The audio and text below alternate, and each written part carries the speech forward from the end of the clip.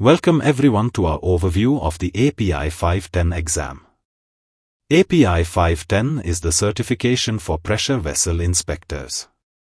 The main purpose of this certification is to ensure that inspectors have the necessary knowledge and skills to perform in-service inspection, repair, alteration, and rerating of pressure vessels. This certification is crucial for maintaining safety standards in industries dealing with pressure vessels. Let's discuss why the API 510 certification is so important in our industry. First, it provides industry recognition. Having this certification validates your expertise and credibility in the field of pressure vessel inspection. It also ensures safety and compliance. Certified inspectors are well-versed in safety standards and regulatory requirements. Lastly, it offers great opportunities for career advancement. Many employers prefer or require this certification, making it valuable for professional development. Now, let's look at who can apply for this certification. The eligibility criteria are based on a combination of education and experience. For those with a bachelor's degree in engineering or technology, only 1 year of relevant experience is required. Those with an associate's degree need 2 years of experience.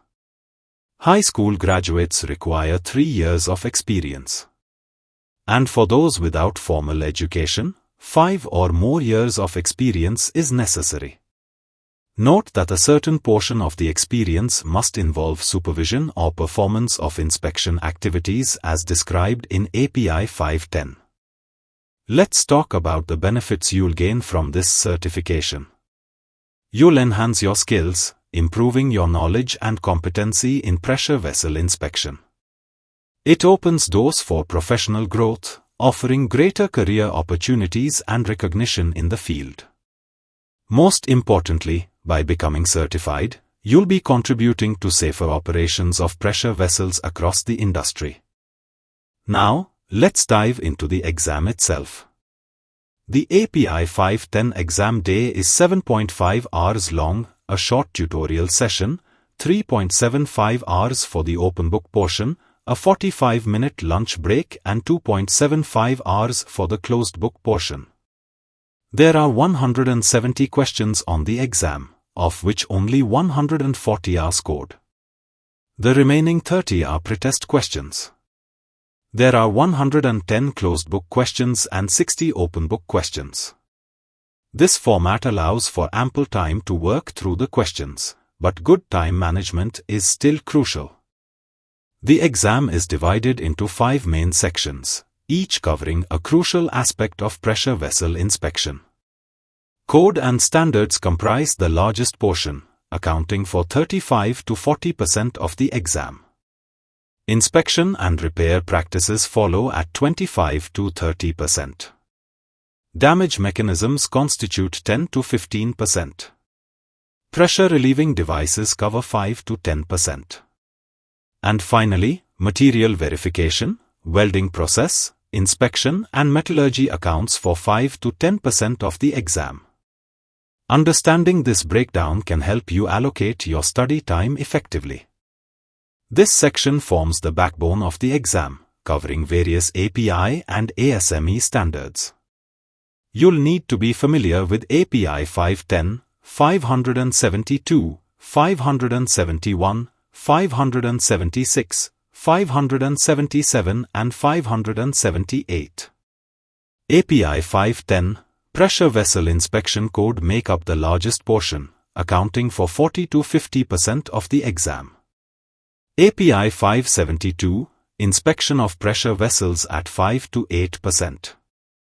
API 571, Damage Mechanisms Affecting Fixed Equipment follow at 3 to 5%. API 576, Inspection of Pressure Relieving Devices constitute 3 to 5%. API 577, Welding Processes, Inspection, and Metallurgy cover 3 to 5%. And finally, API 578, Material Verification Program for New and Existing Assets accounts for 1 to 2% of the exam. ASME codes, including Sections 5, Sections 8 Division 1, Sections 9 and ASME PCC 2, are also crucial. ASME Section 8, Division 1, Construction of pressure vessels makes up the largest portion, accounting for 20 to 25% of the exam.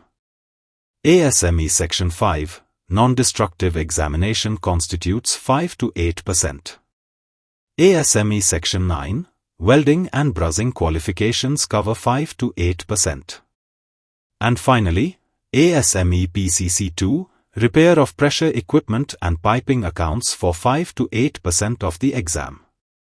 These codes and standards provide the framework for pressure vessel inspection, so a deep understanding is essential. This section covers the practical aspects of pressure vessel inspection.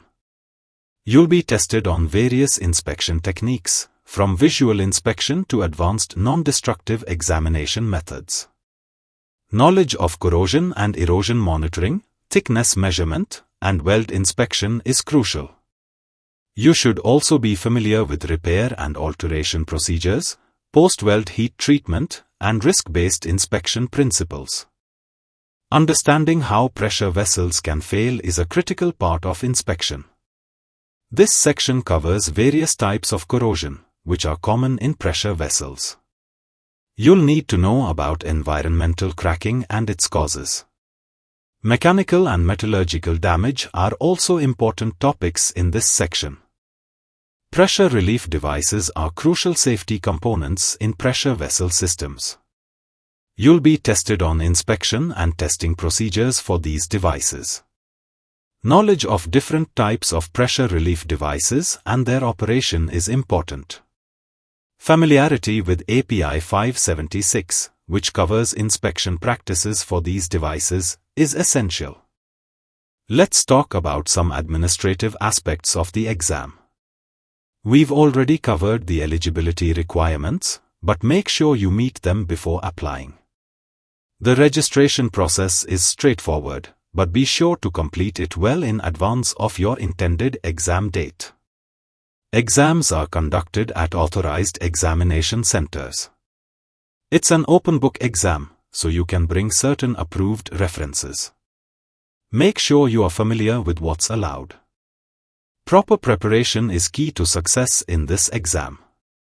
Start by thoroughly studying the body of knowledge. Focus on the key topics and standards we've discussed. Practice time management. Try taking practice tests under exam conditions to get a feel for the timing. Familiarize yourself with the codes and standards. Know where to find information quickly. Consider joining study groups. Engaging with peers can help reinforce your learning. Utilize study guides and training courses. These can provide structured learning and expert guidance. Let's look at some key resources that can help you prepare. API publications and standards are essential. Make sure you have access to the latest versions. ASME codes are also crucial, particularly the sections we mentioned earlier. There are excellent study guides available, like those by Clifford Matthews and John E. Bringas. Consider taking training courses from reputable providers like Azinivesh Academy. Online resources and forums can be valuable for discussions and clarifications. Don't overlook tools like flashcards and mobile apps for on-the-go studying. To wrap up, let's recap the key points we've covered. The structure and content of the API 510 exam. The importance of this certification in our industry. Strategies for effective preparation. I encourage you all to ask questions. This is a complex topic, and clarifications are often helpful. Remember, there are additional resources available if you need further assistance. Thank you for your attention, and best of luck with your API 510 certification journey.